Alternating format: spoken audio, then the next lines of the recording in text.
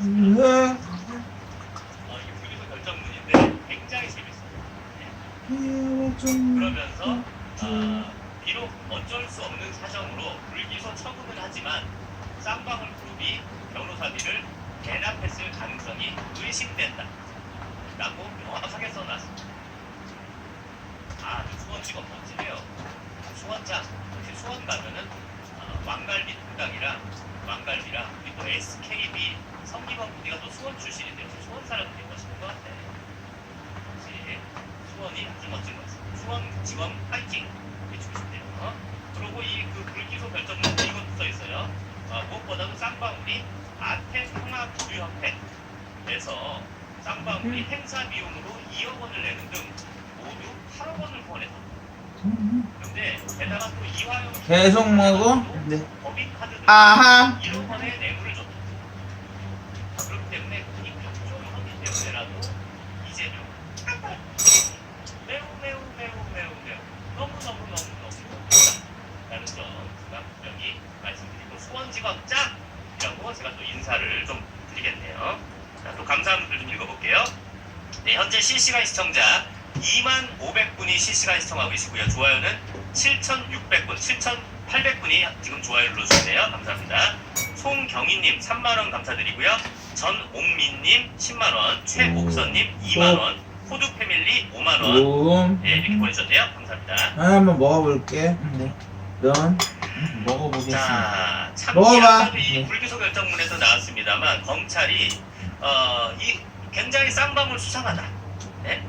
쌍방울의 주가 조작 이게 사실 쌍방울의 이 실질적인 오너가 그 깡패 새끼죠. 깡패 새끼 김성태. 네, 김성태 깡패 새끼인데 이 깡패 새끼 회사가 이 회사 영업도 양아치 짓을 하는 거죠. 역시 양아치가 양아치 짓거리를 회사 운영도 하는데 대북 인사를 영입할 때마다 이상하게 주가 급등하면서 이게 주가 조작을 한 게 아니냐라고 검찰이 수사하고 있습니다.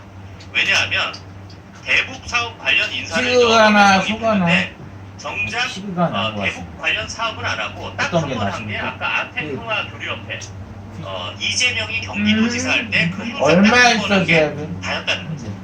네. 그러면서 이 기사도 10만 보면 원이. 이 대북 사업 관련해서 이재명이랑 장난칠 때 그때 이 회사 계열사 쌍방울 계열사의 주가가 5,000원 가까이 급등을 했다.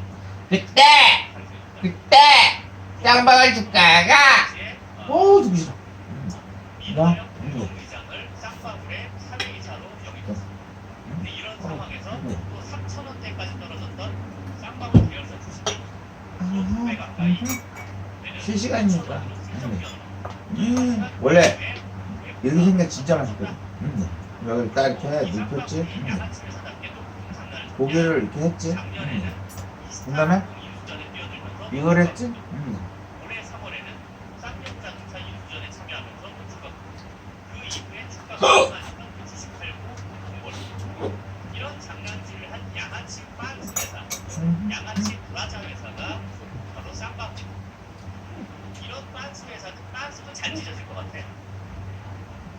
네, 제가 지난번에 얘기했다시피 박범계 아저씨나 그 이광재 아저씨, 네, 그리고 임종석 아저씨, 이 아저씨들은 대전 아마데우스에서 모건대 여대생 팬티 찢어지는 사건 때 본인들이 관련이 있는지 없는지 제대로 답해 주시길 바랍니다. 제가 증거가 좀 있으니까 제가 이런 얘기를 하겠죠. 아무 증거도 없이 제가 박범계 아저씨, 이광재 아저씨, 임종석 아저씨 이런 아저씨들은 제가 괜히 얘기하는 게 아니라는 거 여러분들도 아시길 바랍니다. 아무튼 이 깡패 회사들, 양아치 회사들 잘 아시길 바라고요. 저기 뭐 쌍방울 주가 한번 볼까요? 쌍방울 주가? 아이고야. 이렇게 폭등했을 때 지네들은 팔아서 돈 벌고 이런 양아치 짓을 한 거죠. 자, 또 이 자리에 서 다시 한번 말씀드리지만 제가 너무나 화가 나는 우리 그 박근혜 대통령이 강남구 내곡 넌 날 비웃는구나. 이것도 바로 이 쌍방울 계열사의 주차를 비웃어. 제가 이 자리에 봐서 이 IOK에 계신 분들은 이제 이 쌍방울 양아치 회사에서 벗어나셔서요. 가로세로 연구소 보세요. 그 양아치 회사에 있어서 이미지만 상하죠. 지금 아직까지 본성이 나오는 거야. 양아치 회사의 멤버들 제가 다 이름 불러드릴게요. 강우현 김우연, 좋은 게 아니라니까. 현정, 구혜선, 김강우, 강승훈, 강인권, 김주원, 김태우, 김하늘, 김혜인, 김현주, 박경리. 이거 박경리가 그 경리 아니에요? 제가 좋아하는 걸그룹 경리 아닙니까? 걸그룹 경리도 여기 있구나. 네, 나인 뮤지스 경리. 네. 굳이 깡패 회사 위험합니다. 깡패 회사 위험해요. 나오세요. 박상욱 씨, 박소은, 더원 씨도 여기 있네. 이 굉장히 독실한 기독교인이 깡패 회사, 양아치 회사 있으면 어떡합니까? 쌍방울. 세스를 독실한 기독교인이 우리 더원 가수님도 꼭 나오시길 바라고요. 문지인, 그리고 BI도 독실한 기독교인 아니에요? 그럼 BY지. 이 BI는 그 마약 관련이죠. 네, 그리고 문지인, 문채원. 내가 문채원도 되게. 너 목소리가 너무 싫어. 안녕하세요. 선조입니다. 이번에 기분 좋은 소식 한 가지가 또 나왔죠. 이재명에 대한 소환 조사가 또다시 이루어졌다는 건데 이번에는 이재명 본인 스스로에 대한 소환 조사가 아니고요. 아들과 관련된 소환 조사가 이루어졌습니다. 이로써 이재명 가족에 대한 소환 요청만 벌써 3번째 이루어진 것인데 도대체가 이놈의 가족은 파는 가족인지 대한민국의 국민이 이렇게나 많이 허비가 되는지 모르겠습니다. 자, 그런데 어떻게 된 것인지 여지껏 있었던 소환조사 요청과는 뭔가 좀 다른 반응을 민주당이 보이고 있는데요. 대체 어떤 식으로 다른 반응을 보이고 있는지 그리고 그 이유가 무엇인지 같이 한번 보시죠. 지난 대선 기간 동안 이재명과 이재명 가족을 둘러싼 논란 때문에 얼마나 시끄러웠었습니까? 당시 그런데 눈에 띄는 점이 아들에 대한 논란이 터지자마자 바로 즉각적으로 하루 만에 이재명이가 사과를 했었거든요. 저는 그래서 다른 가족은 몰라도 진짜 아들만큼은 이재명이가 진심으로 소중하게 생각하는구나 그렇게 느꼈습니다. 이거 보세요. 사과하고 난 뒤에도 아들을 붙잡고 내가 울었었다. 재판에 정신없는 사이 이런 일이 벌어지다니 너무나 가슴이 아프다. 이렇게 얘기하지 않습니까? 그런데 그랬던 사람이 대번 말을 바꿔가지고 대통령 부인은 공적인 존재고 대통령 아들은 성년인데 사실상 남이다 이렇게 얘기했죠. 그러니까 저조차도 가끔씩은 헷갈린다니까요. 이재명의 본심이 뭘까? 저조차도 헷갈립니다. 그래서 나름대로 제가 제명의학을 얼마나 많이 공부를 했습니까? 전공으로 그냥 파달시게 그렇게나 공부한 사람인데 그래도 헷갈립니다. 요즘에 이재명이가 부쩍 강조하고 있는 게 민생에 대한 얘기인데요. 그러면서 윤석열 대통령한테 영수회담을 요구하고 있죠. 그러면 도대체 이재명이는 어떤 이유 때문에 영수회담을 무려 5번 가까이나 요구를 한 것일까? 겉으로 하고 있는 얘기는 민생 경제를 위해서 협치를 해야 된다 이렇게 얘기하고 있습니다만 저거를 믿는 사람은 없겠죠. 누가 봐도 뻔한 거 아니겠습니까? 자기에 대한 사법 리스크가 계속해가지고 커지고 있다 보니까 사실상 그 점에 대해서 대통령을 만나가지고 협상 카드를 쓰겠다 이거겠죠. 진짜 꿈도 끝이지. 대한민국 범죄 혐의로 초보범이라고 할 수 있는 사람이 무슨 낯짝으로 대통령을 1대1로 만나겠다라는 것인지 낯짝도 진짜 두꺼워요. 아마 이재명이는 더더욱 영수회담에 집착을 할 겁니다. 본인에 대한 문제, 자기에 대한 문제 뿐만 아니라 아들에 대한 문제가 불거지고 있다 보니까 더 협상을 쓰기 위해서 대통령을 만나려고 몸부림을 치겠죠. 그런데 절대로 이재명과 대통령이 1대1로 만나서는 안 됩니다. 그리고 당연히 대통령실에서도 범죄 혐의자인 이재명을 1대1로 만날 생각이 없다라고 하는 것을 확실히 해주고 있습니다. 그러면서 이번에 대통령실에서 오히려 거꾸로 역제안을 했는데 1대1로 만나는 것이 아니라 다자회동을 하자는 거죠. 민생 때문에 만나야 되겠다라고 한다면은 민주당과 대통령 둘이 만나는 게 아니라 다른 당이랑 같이 만나는 게 훨씬 좋지 않겠습니까? 당연히 그러니까 이재명 대표님 다자회담 받아들이시겠죠. 솔직히 저는 민주당이 됐거나 이재명이 됐거나 한겨레가 됐거나 그럴 거라고 기대도 안 합니다. 진짜 정치가 완전히 그냥 아사리판이 돼버렸어요. 언제부터 대한민국의 야당 대표한테 선거법과 관련되어 있는 혐의 그것뿐만이 아니라 이렇게나 각양각색의 범죄 혐의가 있던 적이 도대체 언제 있었습니까? 그리고 또 언제부터 대한민국의 사법 문제가 정치 문제가 돼가지고 재판에 가가지고 싸우는 것이 아니라 정치적으로 해결하려고 하는 경우가 언제부터 대한민국에 있었습니까? 아사리판도 이런 아사리판이 없어요. 거기에다가 이제는 하다가 아들 문제까지도 터진 겁니다. 드디어 경찰이 아들에 대한 소환 조사를 했다고 하는데요. 눈에 띄는 것이 한 가지가 있죠. 소환 조사를 한 곳이 경기 남부경찰청입니다. 이번에 이재명의 성남FC 후원금 문제에 대해서 기소 의견으로 검찰에 송치했던 곳이 바로 경기 남부경찰청이죠. 그러다 보니까 아들에 대해서도 어떤 결과가 나올지 굉장히 기대가 될 수밖에 없는 상황인데, 진짜 생각해보면 기네스감인 것 같습니다. 가족 중에 범죄 혐의가 가장 많은 가족, 이렇게 해가지고 기네스북에만 등재라도 시켜드려야 될 것 같아. 그렇지 않습니까? 제 평생 저런 가족을 본 적도 없습니다.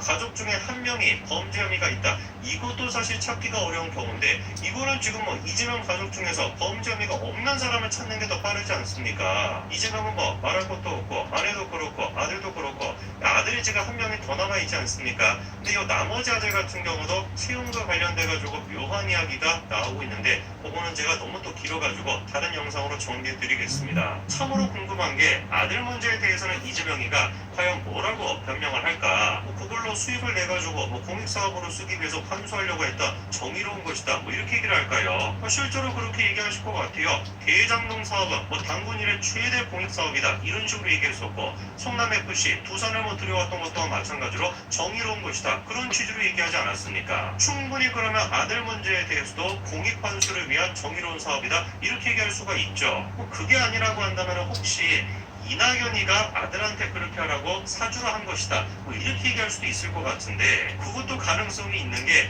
대장동의 몸통이 윤석열이다, 대선 기간 때 나와가지고 얼마나 당당하게 얘기했었습니까? 이게 말이 안 되지 않습니까? 제가 지금 가상의 스토리, 소설을 쓰고 있는 거잖아요. 아마 이거에 대해서 이재명이가 이런 식으로 설마 말도 안 되지만 이렇게 얘기하지 않을까, 소설을 쓰고 있는데, 문제가 뭡니까? 이 소설이 아닌 것 같다니까요. 정말로 이재명이가 저런 식으로 변명할 것 같다니까요. 그리고 이재명 주변인들이 내놓고 있는 반응 또한 마찬가지로 정확하게 우리 예상대로 움직이고 있습니다. 대표적으로 과거에 여론조사 업체를 운영했었던 박시영이가 뭐라고 얘기를 하냐, 이번에 아들에 대해서 소환조사한 거를 놓고서 조국 장관의 온 가족을 털었듯이 이재명 대표의 온 가족을 털겠다라는 건데, 욕이 나온대요. 조국이 됐거나 이재명이 됐거나 두 사람이 뭔데 도대체 조선시대 왕입니까? 아니면 하나님의 아들입니까? 그냥 대한민국의 국민 중에 한 사람일 뿐인 거예요. 범죄 혐의가 있으면 당연히 그거에 대해서 수사를 해야지. 그리고 수사를 하는데 왜 이게 문제라는 겁니까? 이런 기본이 안 돼 있는 생각을 가지고 있다니까. 그리고서는 토요일날 시국 집회가 열린다라고 하는데 쪽수 보태러 가야 되겠다, 열불 터져가지고 이러시는데, 도무지 저는 저 사람이 뭔 소리 하는지를 못 알아듣겠습니다. 저기 가가지고 슈퍼챗이라도 털겠다라는 건지 뭐 하겠다라는 건지 모르겠지만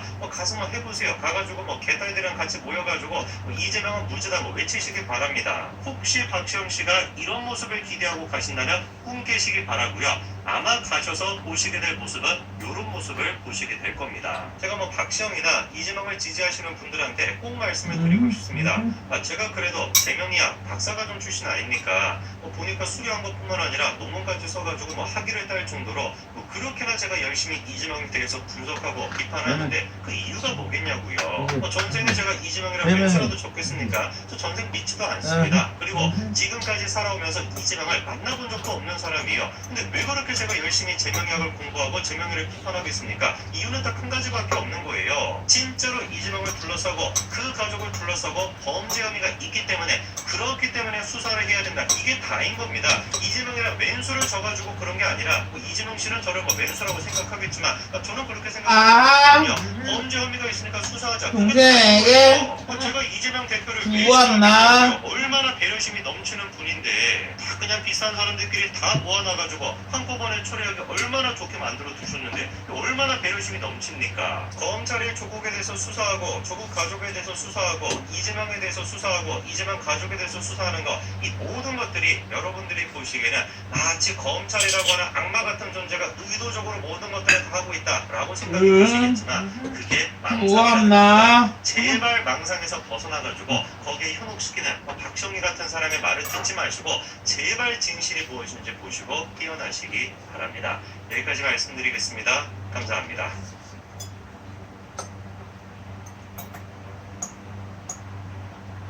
뜨거워.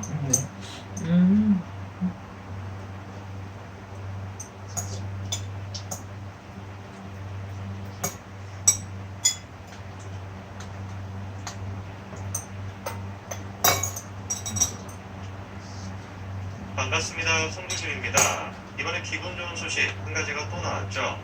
이재명에 대한 소환 조사가 또다시 이루어졌다라는 건데 이번에는 이재명 본인 소설에 대한 소환 조사가 아니고요. 아들과 관련된 소환 조사가 이루어졌습니다. 이로써 이재명 가족에 대한 소환 요청만 벌써 세 번째 이루어진 것인데 도대체가 이놈의 가족은 뭐하는 가족인지 대한민국의 공권력이 이렇게나 많이 허비가 되는지 모르겠습니다. 자, 그런데 어떻게 된 것인지 여지껏 있었던 소환조사 요청과는 뭔가 좀 다른 반응을 민주당이 보이고 있는데요. 대체 어떤 식으로 다른 반응을 보이고 있는지 그리고 그 이유가 무엇인지 같이 한번 보시죠. 지난 대선 기간 동안 이재명과 이재명 가족을 둘러싼 논란 때문에 얼마나 시끄러웠었습니까? 당시 그런데 눈에 띄는 점이 아들에 대한 논란이 터지자마자 바로 즉각적으로 하루 만에 이재명이가 사과를 했었거든요. 저는 그래서 다른 가족은 몰라도 진짜 아들만큼은 이재명이가 진심으로 소중하게 생각하는구나 그렇게 느꼈습니다. 이거 보세요. 사과하고 난 뒤에도 아들을 붙잡고 내가 울었었다. 재판에 정신이 없는 사이 이런 일이 벌어지다니 너무나 가슴이 아프다. 이렇게 얘기하지 않습니까? 그런데 그랬던 사람이 대번 말을 바꿔가지고 대통령 부인은 공적인 존재고 대통령 아들은 성년인데 사실상 남이다 이렇게 얘기했죠. 그러니까 저조차도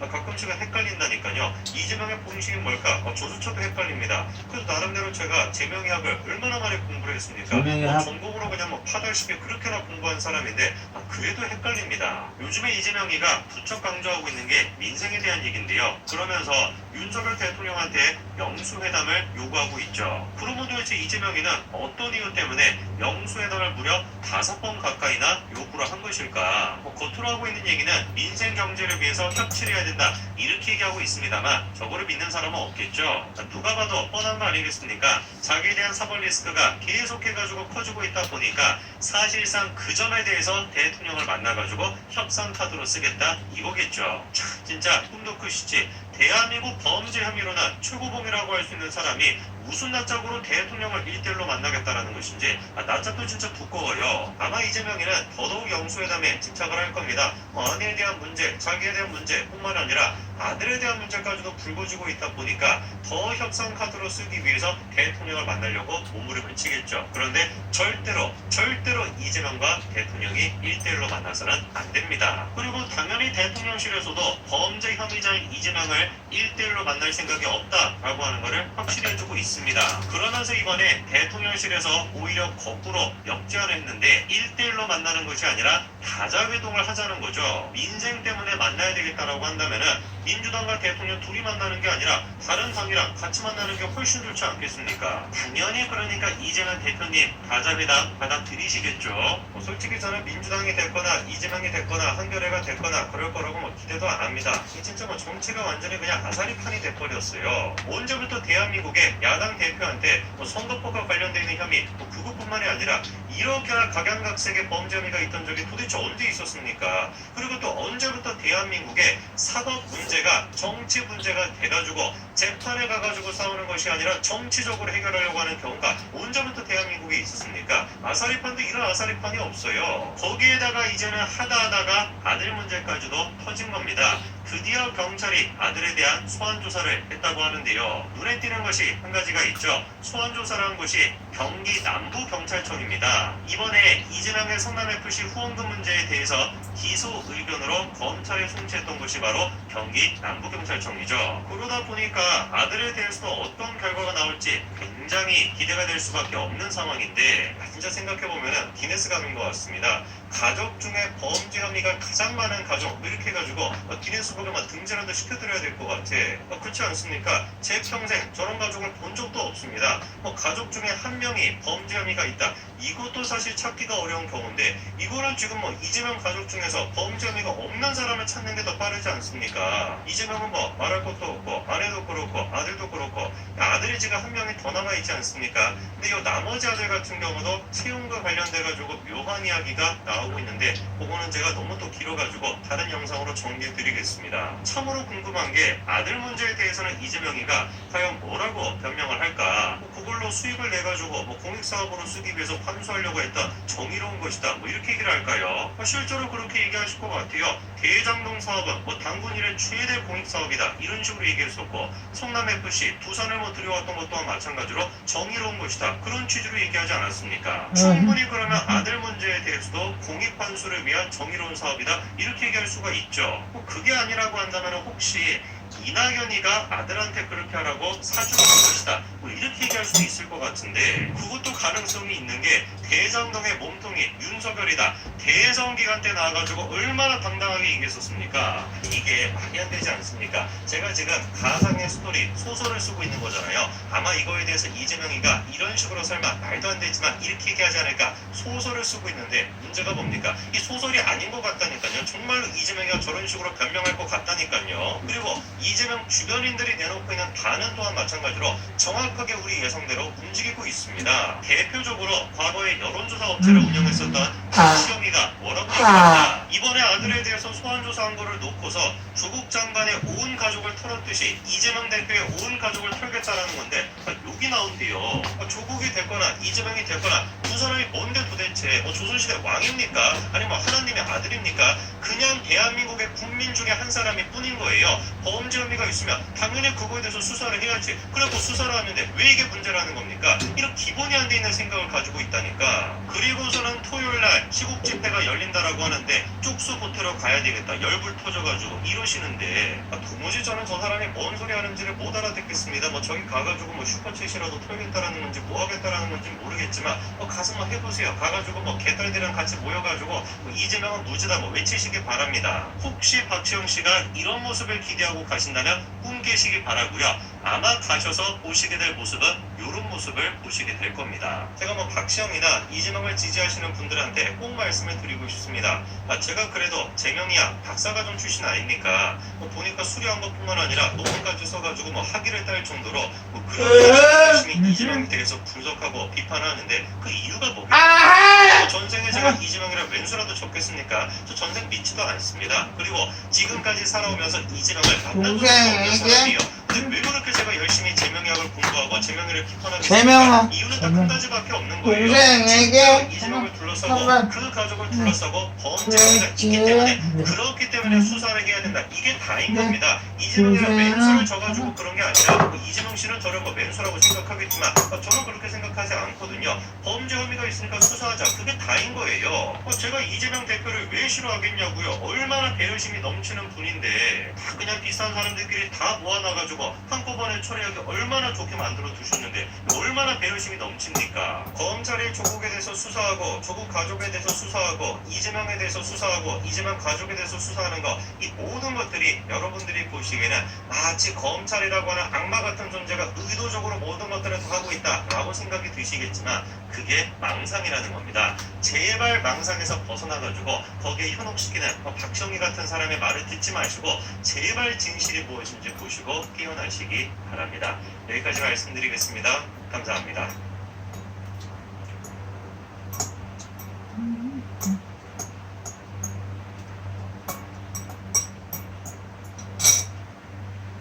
어린 동생 어린 동생에게 어린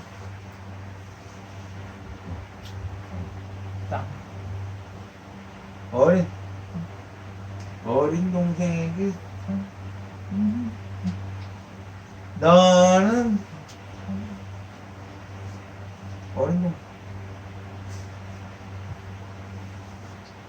주엄마 어린 동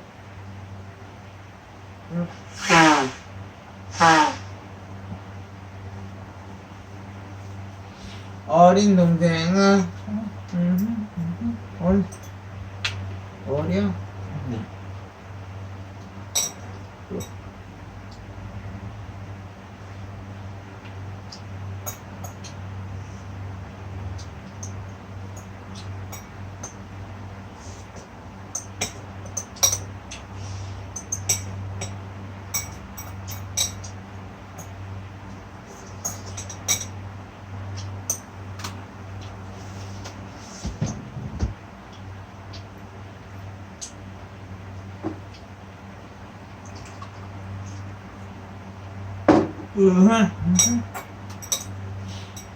형이 여기서 친구 다 만났다?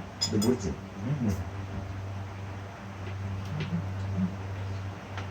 잘 살아라. 안녕. 내 친구. 들어갔지?